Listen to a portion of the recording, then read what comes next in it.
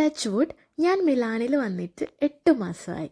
ഇത് എൻ്റെ 7ാമത്തെ ഡാൻസ് പ്രോഗ്രാമാണ്. 18th ഒക്ടോബറിലാണ് പരിപാടി ഉണ്ടായിരുന്നത്. അതുകൊണ്ട് തന്നെ 17th ഒക്ടോബറിന് ഞങ്ങൾക്ക് റിഹേഴ്സലും കോസ്റ്റ്യൂം ചെക്കും ഒക്കെ ഉണ്ടായിരുന്നു. ഞാൻ 7 o'clock ആകുമ്പം കോളേജ് കഴിഞ്ഞ് ഡയറക്റ്റ് ഇവിടെ എത്തി. എല്ലാം കഴിഞ്ഞ് പോകുമ്പോഴേക്കും 11:30 ആയിട്ടുണ്ടായിരുന്നു. കാരണം എന്താണെന്ന് വെച്ചാൽ ഞങ്ങൾക്ക് ഈ സ്പേസിലാണ് പരിപാടി നടത്തുന്നത്.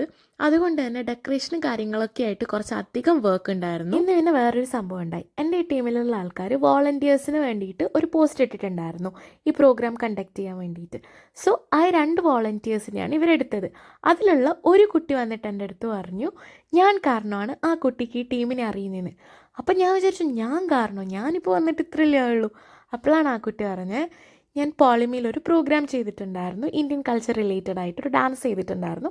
അപ്പോൾ അത് കണ്ടിട്ട് കുട്ടി അന്ന് തൊട്ട് എന്നെ ഫോളോ ചെയ്യുന്നുണ്ട് ഇൻസ്റ്റാഗ്രാമിൽ. സോ എൻ്റെ ഈ പോസ്റ്റ് വഴിയാണ് ഈ ടീമിനെ അറിയുന്നതും ഇതിൻ്റെ വോളണ്ടിയർ കോള് കാണുന്നതും അതിലേക്ക് ജോയിൻ ആയതും.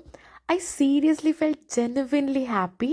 കാരണം ഇത്രയും മാസങ്ങൾക്ക് ശേഷം ആ കുട്ടി വന്നു സംസാരിച്ചു.